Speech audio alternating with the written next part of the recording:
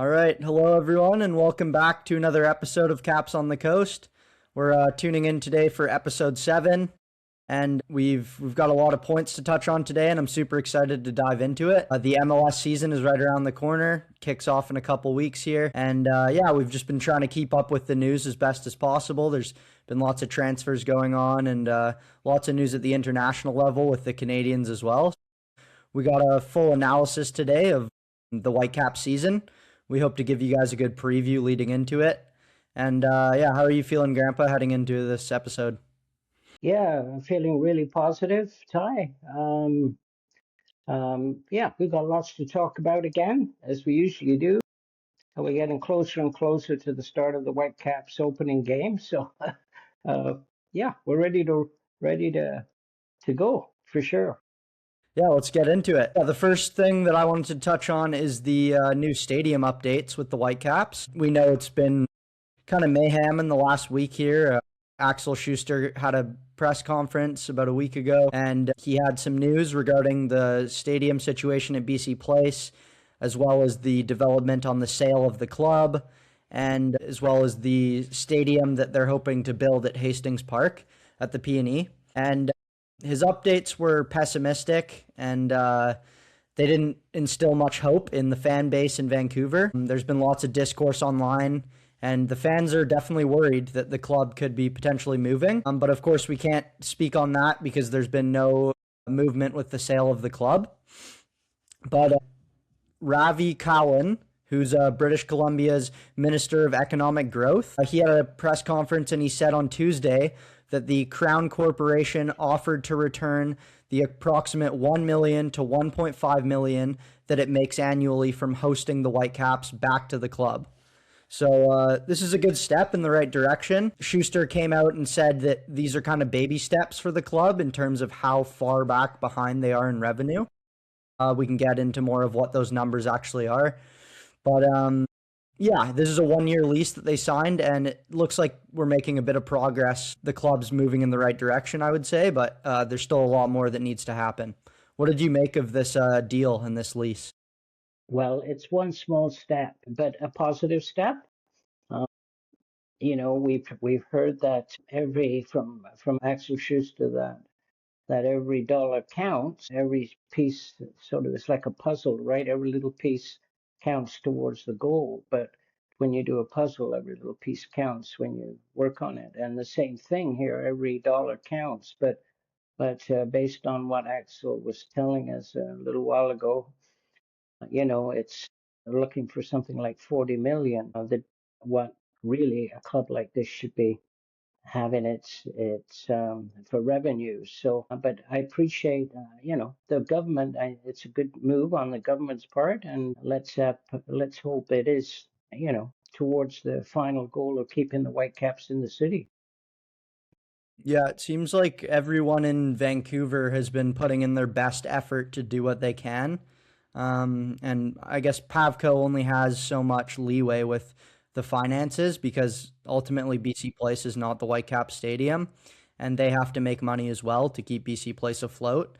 But I think it was a generous offer from them to give the Whitecaps all of the revenue that they will be earning off ticket sales back to them. Definitely. Yeah, it was very generous, and it shows that they see a future for Vancouver in the city, but that there will need to be further steps. Schuster discussed a gap in revenue in the league. So MLS teams need to be bringing in a certain amount of revenue. And Don Garber, the MLS commissioner, has come out and said as well that the Whitecaps aren't meeting those thresholds, and there will need to be some progress made. Schuster talked of a 40 million gap. This is in Canadian money, in the Canadian dollar, between the Whitecaps, who are last in revenue in the MLS, and about the middle of the pack teams in the MLS. So that's a significant gap in revenue that needs to be made up somehow. And I think that's what Axel is kind of referring to when he says 25 to 30 of these little steps will need to be made to get the club into a financial stability and viability. And I think he's referring to the revenue. He's referring to the sale of the club. He's referring to a new potential stadium that could be built. There's lots of different things, and it's hard to feel optimistic because there isn't a clear path forward. And I think there's still a lot of questions up in the air as to what the future looks like in Vancouver. So, yeah, have you been confused by this whole process? I know I have, and certainly lots of other fans have been as well. Yes, there seems to be still some things we don't know regarding revenue and what the Whitecaps would make on as a percentage, for example, as a percentage, what they would make on a percentage of the food and the drinks that are sold at the games. It seems to me there's some figures we're not getting, and it's shrouded as somewhat in mystery, which is unfortunate. Yeah, it still seems very much up in the air, the future of this club. And I mean, at least we're here for at least one more season. We can enjoy Yeah, it. that's right. 26, we signed the lease. So that's exciting that we got at least another year at BC Place. And I guess we got to get out to as many games as we can at this point because it's uncertain what's going to happen. And the BC Place atmosphere is unmatched, I think, in terms of a Yeah, soccer stadium in Canada. right. Yeah, It's yeah. so enjoyable to Ticket, go to games there. yeah. Ticket sales might be the highest ever. Thinking ahead and thinking that the team, it's an awful thought, but they might not be here this time next year. So, the soccer fans will be out in full force, thinking it could be the last year. I don't want to say that, but who knows? We don't know. Yeah, it feels like as fans of the club, we've done all we can, and especially last Hmm. season, we had lots of numbers at games. I Hmm. remember we sold out BC Place for that Inter Miami matchup in Concacaf Cup. We also sold out BC Place against LAFC in the MLS Cup quarterfinal. So yeah, there was lots of support from the fan base, and it's growing year by year. That's why it's such a shame that it could be coming to an end. Is the Hmm. tremendous growth that there's been in recent years, and especially with the acquisition of Thomas Muller added to the team, it's just built up even more hype around what this club could potentially be going forward. And the club itself has really established itself as a contender in the league. So it would be very unfortunate to see it move cities. And hopefully we see some more steps in the right direction. It seems like everyone's on board to make it work. But yeah, we just got to remain optimistic at this point, and I Hmm. don't think we'll know anything for a while about the sale of the club. It seems to be a very slow process at this point. So yeah, there's a few updates for you guys on the lease deal. At least we get to stay at the stadium for another season, and we'll be getting some revenue, which is something that the Whitecaps haven't had in a long time. They've been in a net deficit over the last few years with their deal at BC Place, so this is a good move forward. And yeah, let's kind of preview the season for the Whitecaps now. Of course, like we mentioned, the Whitecaps make their MLS season debut against Real Salt Lake on February 21st on a Saturday. We'll be attending that match ourselves, and that'll be a good way to set the tone for the year. Hopefully, we come away with a win in that game. But yeah, there's lots of exciting matchups that have been announced over the season. The Whitecaps will be competing in multiple tournaments. They'll be in Leagues Cup, CONCACAF Champions Cup, Canadian Championship, and the MLS season and MLS playoffs. So that's a ton of football for the club.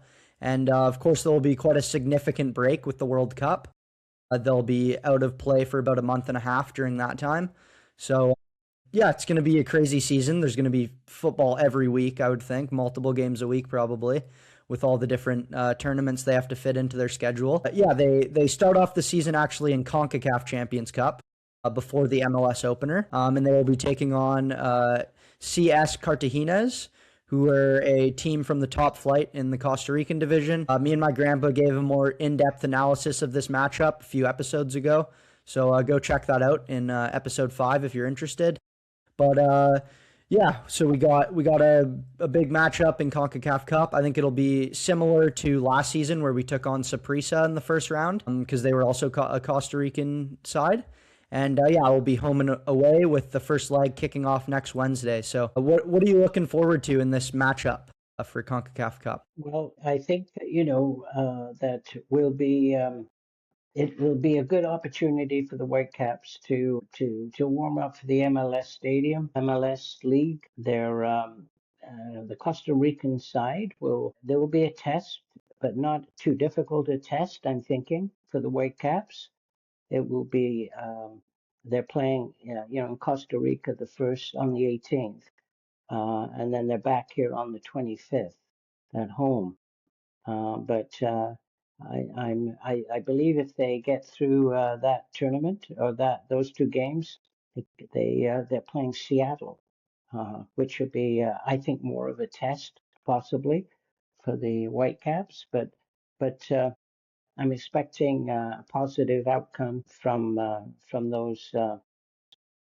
Yeah, I agree with your consensus there. And I think that it'll be a good way to start off the season for the Whitecaps because they haven't looked particularly convincing in their preseason friendly games in Marbella. But that could just be due to a bunch of academy players coming in and kind of mixing up the lineups and stuff. It's a time for the coaches to try a bunch of different players and different positions and different systems out. So I think we can give them a bit of grace with those because they weren't particularly impressive. But yeah, this will be a good way to just start the season and face some good top tier opposition from Costa Rica. But I think the Whitecaps should get the job done in this matchup. They will definitely be the favorites going into it, considering they made it to the CONCACAF Cup final last year against Cruz Azul, which they famously lost 5-0. We won't dive into that game because that was a sore spot for Whitecap Yeah. supporters. But yeah, it'll be a good matchup, and then yeah, as you said, in the next round they'll be matched up against Seattle if they win, which I think is exciting. That'll be a great game to watch, and or two legs, I guess, and we got a little West Coast rivalry. So yeah, we're always looking forward to these matchups against Portland and Seattle with the derbies on the line and stuff. So yeah, that'll be a good matchup, and Miami are on the same side of the bracket as us as well, so we could see a rematch from last year's semifinal in the Cup if we end up meeting them in the semifinal. And then also on our side of the bracket is Tigres and Cincinnati, which are the two likely, one of those two teams will likely make it through to play the winner of us or Seattle. And these are kind of hypothetical scenarios, of course, but Tigres and Cincinnati would be the huge favorites on that side. And yeah, Tigres take on Forge tonight in leg two down in Mexico. So that'll be an exciting matchup as well. And that'd be cool if Forge managed to get a result. However, it's quite unlikely. But yeah, it'll be a good game. And yeah, this tournament itself is exciting because we get to see so many different clubs from all over North and South America, Central America go up against each other. And these games would never happen if it weren't for the Cup. So yeah, there's lots of excitement. Yeah, for sure. Yeah, so let's look ahead now to the MLS season, kicking off on February 21st, as I said, against Real Salt Lake. That will be our first matchup at home. So it's a good way to kick off the season at BC Place, and hopefully we get a good result. Hopefully we get a win. Some other matchups that I wanted to highlight throughout the season that are of importance. The first one that I'm looking forward to is Vancouver versus Minnesota on March 14th. This is exciting for a few reasons. Number one, Minnesota finished top three in the Western Conference last season, so they had a good season by their standards for sure. And they made a big acquisition this offseason of James Rodriguez, the Colombian international from Lyon, which we'll talk about that transfer a bit later on. But yeah, I think that'll be cool to see. Mueller against Rodriguez, that'll be a good matchup. And then we have Portland versus Vancouver on April 4th, Cascadia Clash in Vancouver. So I'm looking forward to that as well. LAFC play in Vancouver on August 1st. And that's always a great rivalry. I'd say one of the bigger rivalries in the Western Conference over the years. We've played them in lots of matches. And then the one that really intrigued me is Montreal and Vancouver on Decision Day. That's the last game of the season. And Decision Day usually decides a playoff format and standings. So I think it's cool that we're paired up against an Eastern Conference rival, a Canadian rival in that. And yeah, I'm really looking forward to those matchups. So yeah, what sticks out to you from those? What are you looking forward to? You know, you've gone ahead a bit further than I have, looking ahead to some of these matchups, some of these games later on in the season, and they all sound exciting. What I've noticed, of course, I've noticed the schedule as laid out up until about May the 2nd or so. We've got a majority of our games. I think I'm not including the CONCACAF champions, but the MLS games.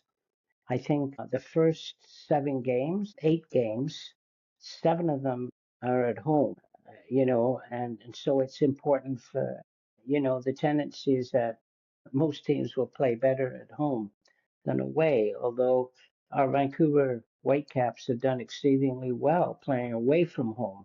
It's just the way that they've set up the schedule this year with the World Cup coming in and so on.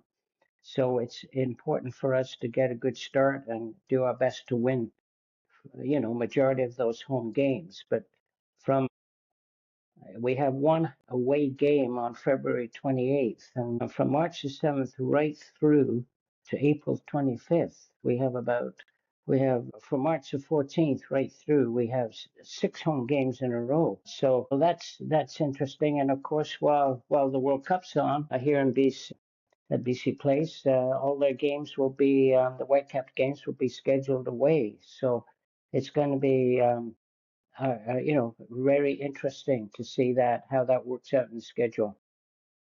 Yeah, for sure. Yeah, it's going to be a weird season with the Whitecaps Mm-hmm. being a part of the different tournaments, and then the World Cup coming to Vancouver, and the United States as well, of course, and Mexico. So it's going to be a weird season in terms of the schedule and the way it's laid out. But Yeah. something else to keep an eye out for is the schedule shift, which MLS announced to match the European calendar.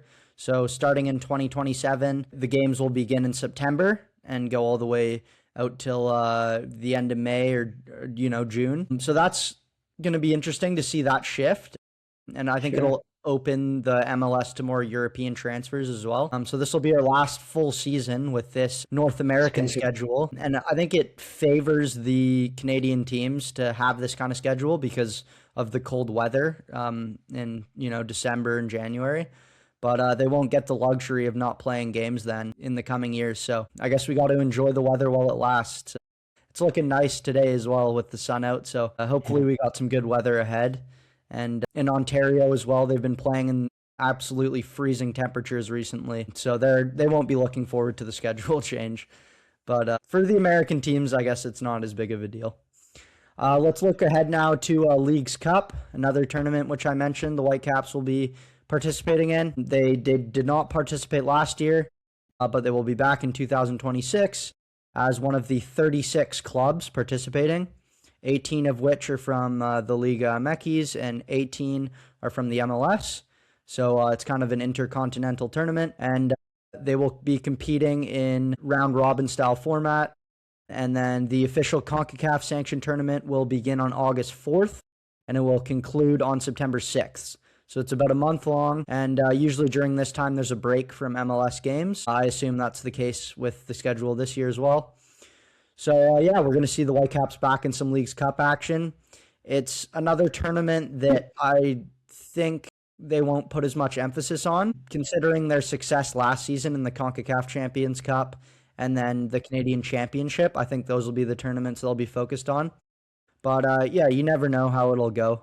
They could have a successful campaign. So yeah, what do you make of this Leagues Cup return this season?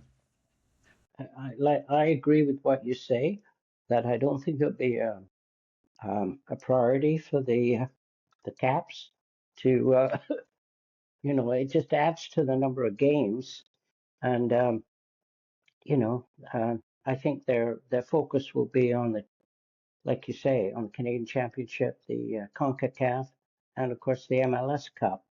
They've done so well in all those 3 tournaments last year that I think the focus will be to try to get to the finals if they can win the finals. Yeah, for sure. The Leagues Cup isn't. I mean, it's an exciting tournament. It's fun to watch these matchups, but I think the proposition of winning that trophy isn't as exciting as the other tournaments. And No.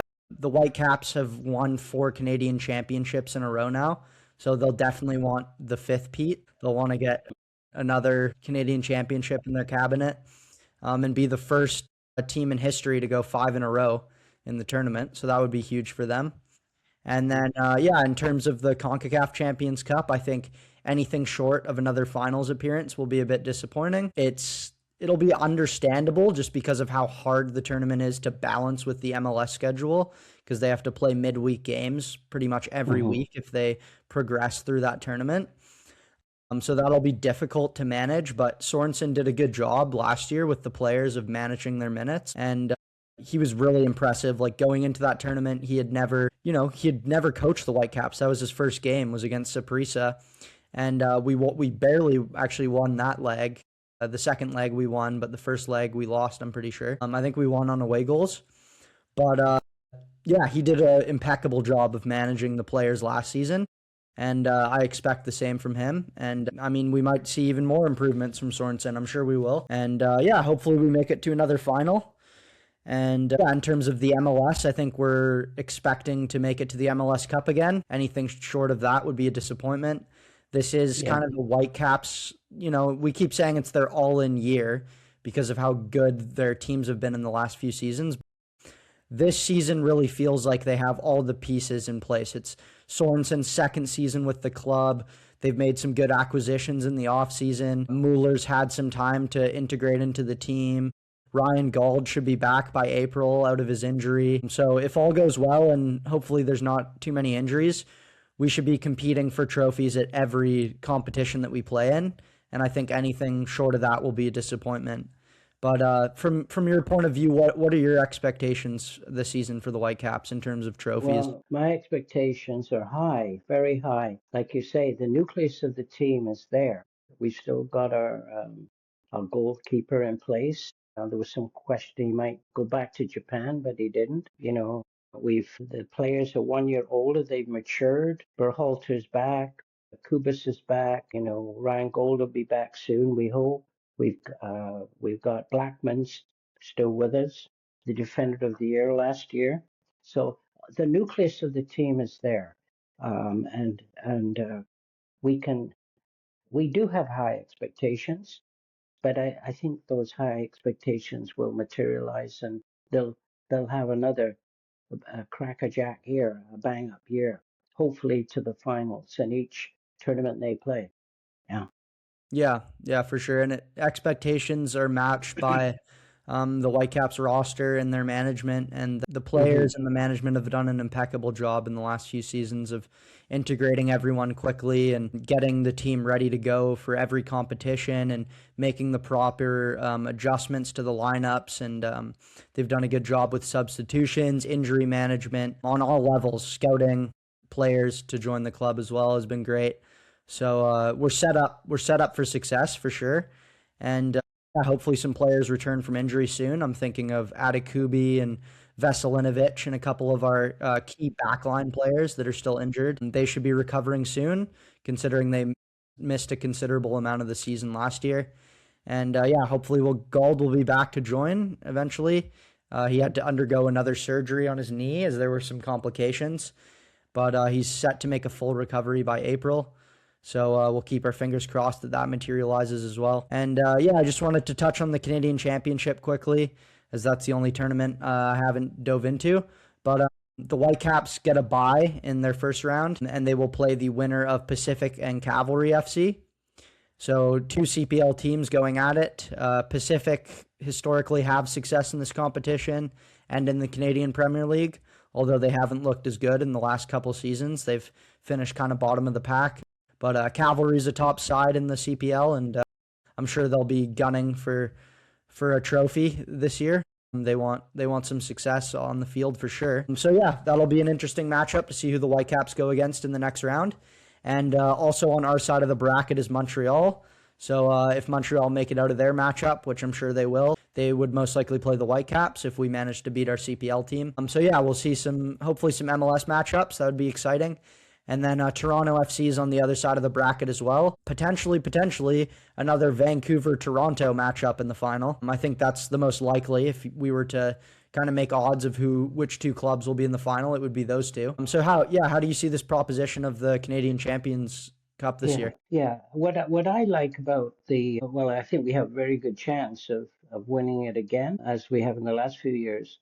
What I like about this particular tournament is an opportunity to watch the teams in the Canadian Premier League play, and they've been doing very well against our three MLS teams the last few years. And against Mexican opposition as well. And also, that's right. They played the Tigres and and Forge played just last week to a 0-0 draw in Hamilton. You know that you can see that the skill level is definitely higher than it used to be, and there's the odd Premier League player who's getting an opportunity to try out for MLS team too. They're bringing them up to for a trial. So it's definitely it's interesting to see these the Premier League teams play. I enjoy it, and I'll try and catch the game tonight, Tigres and Forge. It'd be much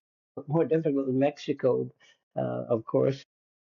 Tigres will be the definite you know, definite team that would probably go ahead, but into the next round. Anyway, it's good. It's good to see. Yeah, yeah, absolutely.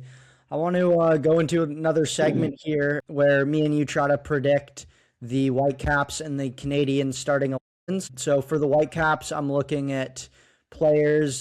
They could be injured, but in an ideal world, who would start? And then I'll hand it over to you to break down the Canadian national team for the World Cup and who you see fit to start based on current form. So Mhm. I'll start off here with the Whitecaps. And yeah, we've made a few acquisitions, and one player I see starting if he's fit and if he's in form. I see him starting every game.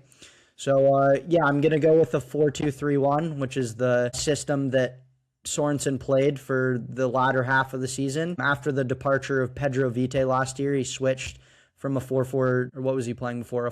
4-3. Yeah, to now 4-2-3-1. And that this largely accommodates Thomas Mueller, as he can play as a attacking midfielder slash like false nine behind Brian White. So yeah, my ideal starting 11 would be a Takaoka and net, of course, and then I would have Blackman and Veselinovic paired as the two center backs. Once Veselinovic returns to fitness, I'm sure he'll be in the lineup.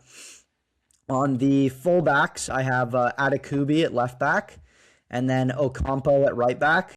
Although I could see an argument made for Laborda as well at either left back or right back because he's played so well.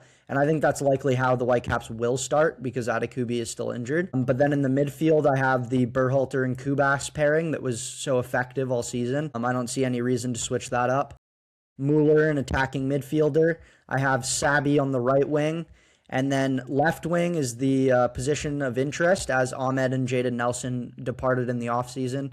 So I've slotted in Sabali, who is our off-season acquisition from France, the Senegalese international. He had 15 goals for FC Metz in League Two last season, and I see him being productive on the left wing alongside Mueller and White. I think he'll bring some great speed and attack, and I see him starting every game if he's fit. And then, yeah, White up top, of course, is our number one striker. So I think the main debate for this overall lineup is the defense because we have so many center backs that are available with the roster and with the players that we have at our disposition right now. So I think that'll be up for debate at who starts. I could see Laborda starting at center back. Also, Ralph Priso had a amazing campaign last year, so I could see him making an appearance. But yeah, what do you think about my analysis there? Do you agree with the Yeah. starting lineup? Well, as you suggest, yeah, it's going to be a 4-3-1, I think, based on the players' abilities, and with like you say, with Muller there, it seems to fit. We're rich, if that's the right word. We have quite a nice choice of backs, Yeah, lots of center depth. backs. Priso and Laborda, certainly they had outstanding seasons last year. They could well be in the lineup. There's no question. We've got Berhalter and Kubas in the middle. They were the outstanding midfielders for the whole league last year. And Best and pairing in the this, the pair, yeah, pairing. So, excuse me. Why would you think of changing that combination? And it's interesting you thought about the Senegalese player coming in. He has the credentials probably to take left that left wing position and have lots of speed on the left there. So yeah, I agree with it's a good lineup. Yeah, Yeah, looks good. yeah, and most of our signings in the offseason were depth pieces, but I could see them making large contributions with all the games that we'll be playing. You Yeah. think of Azil Jackson and Bruno Caicedo being the two, they're younger players on the squad, especially Caicedo. Hmm. So I don't see him starting many matches, but he can definitely come off the bench and do a job. And yeah, Sabali just being a bit older and more experienced, Hmm. playing at a higher level in France, I definitely see him being a starter on that left side to replace the big gap that Ahmed left. But yeah, I'll just hand it over to you Hmm. now if you want to touch on the Well, Canada starting lineup. well, yeah. Well, yeah, I see Sinclair being in goal to start with. Matt Crapo is still there. He's on the team, but I see it. These Sinclair and Crapo will obviously, um, and this is Goodman also might be some experimentation there in the friendlies. We have 4 friendlies between March the 28th and June the 5th. So there is some room to play around a bit and see which goalkeeper might be. It's a key position, of course. So there might be some experimentation. But I see, excuse me, on the back line, we'll be playing I believe. So Larea on the right side, Jones inside there, centre backs Jones and Priso. And I see Alfonso Davies being on the left back. But there is some speculation about is that where Canada wants to play him. He might prefer the coach might prefer to have him play further up the field. But doesn't matter what position he plays, he's got speed, and from the left back position, he's got speed to come up and help to cross a ball over. Or we saw how fast he got back in that video just recently published to save a goal line save Yeah. in a game he was playing. So he's got incredible speed. In the middle, I'd say Buchanan on the right, Seeger inside, Kone, Ahmed. That would be the midfielders, and then David. Excuse me, has to be considered, for number one, and then this is up for grabs a bit. Carl Laren, he's he scored a goal the other day. I promised David, see, possibly promised David and David up front. So that would be my starting lineup. Yeah, yeah, I like that analysis there. And I see you based it off of players that are healthy at the moment, right? Because there are, Mm-hmm. of course, lots of injuries at that back line. And That's right. obviously, Derek Cornelius and Moise Bombito would start at those center back positions if fully fit. Yeah, But at the moment, they're injured. So, yeah, I like the Priso shout. Maybe we could see him start a game in this March window because we'll still have yeah. injuries at the center back positions. And yeah, Alfie Jones is another one, the dual national who plays for Middlesbrough in the championship. He's also injured at the moment. So there's lots of opportunity at that back line. Yeah, I could see Priso making an appearance. Joel Waterman as well could come in and do a job. One player I forgot who I feel is if he's if he's playing well is Eustachio because he's sort of the engine of the team. So I'm going to change and have Eustachio back there as a midfielder. Yeah. Yeah. Are you replacing Nico Seeger? Yes, I would put him there instead of Seeger to start. Yeah. Yeah, I think that's more likely with the system that Marsh has in place and the trust he has Hmm. in Eustachio. And yeah, hopefully he gets off at a flying start with LAFC. Hopefully he starts well there and gets lots of playing time. That's something to look at.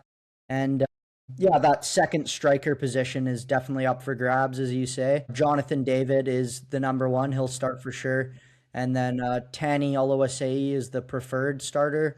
But we could be seeing Kyle Laren or Promise David start at those positions as well. So yeah, it's really up for grabs at the moment. And the form over the next couple months is really what's going to determine who starts. Hmm. And because yeah, these March friendlies against Iceland and Tunisia are going to provide ample opportunity for Marsh to experience with that back line as well.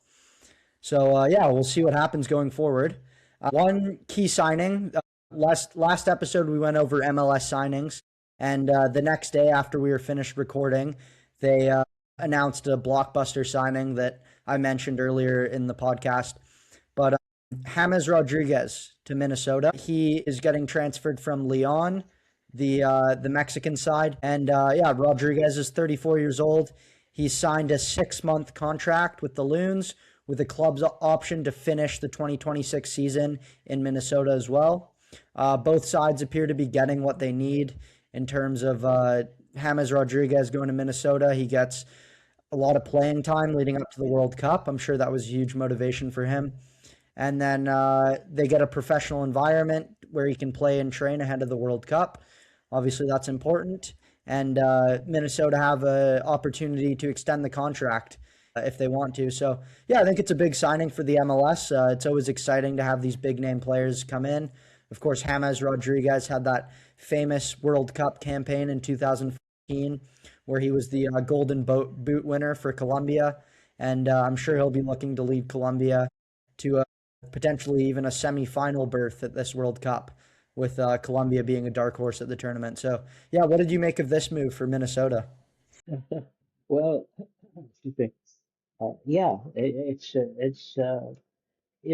he's 34. He's slowing down like some of these mid 30 players are, but um, he he'll I think it's a great opportunity for Rodriguez to, like you say, to play and to work on his game before the World Cup.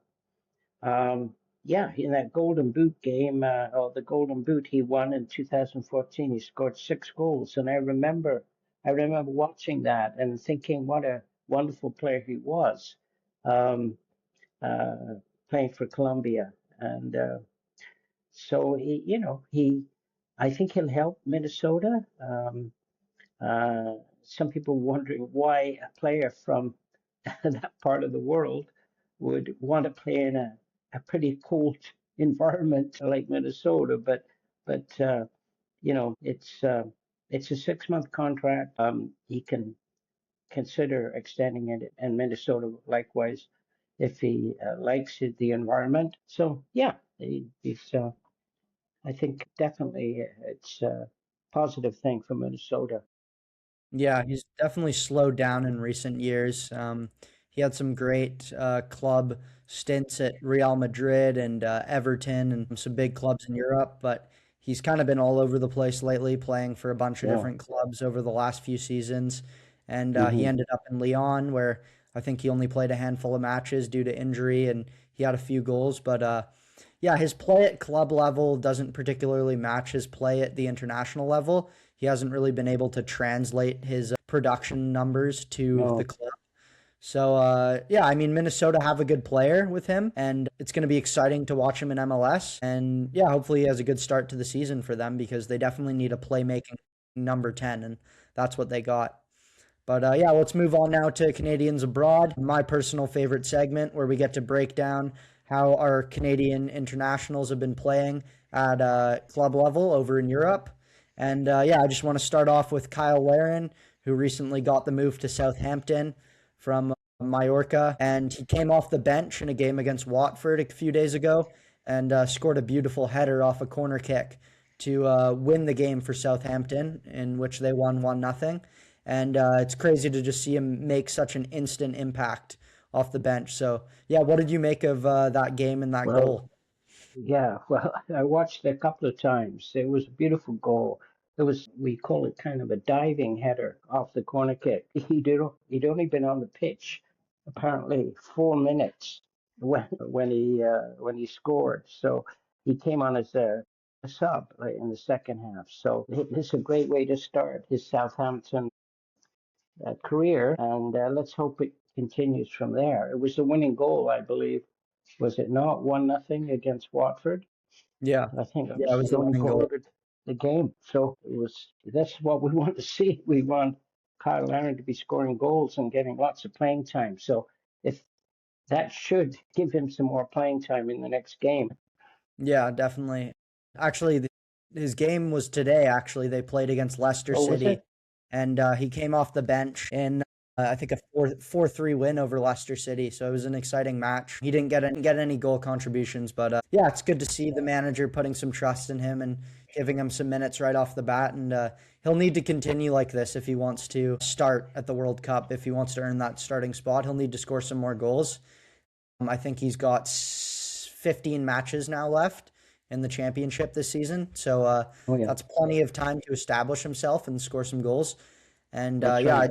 I'd say he needs to score at least 5 goals if he wants to make his way into Jesse Marsh's mind for that starting spot. But I think it also depends on who Canada plays in that first game in Toronto, because different profiles of players are better for different matches. And against Italy, I think it would be better to have, I don't know, maybe Oluwaseyi, because he's a lot quicker off the ball. So yeah, we'll see how it goes. But yeah, it's a good start for Kyle Larin. And then the Hmm. next matchup, or sorry, not next matchup, next player who scored in Europe recently was Kone, who scored for Sassuolo against Pisa last weekend. And yeah, it was a great goal from him. He just kind of tucked it into that top corner from outside the box on a one-time finish.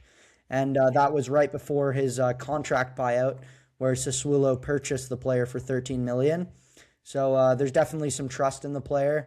And yeah, he scored a beautiful goal. And then also, Eustachio has been confirmed to LAFC. He will make the move, and he will play alongside Schaffelberg and Chouanier, two other Canadian internationals, and with the Canadian manager as well, Mark DeSantos.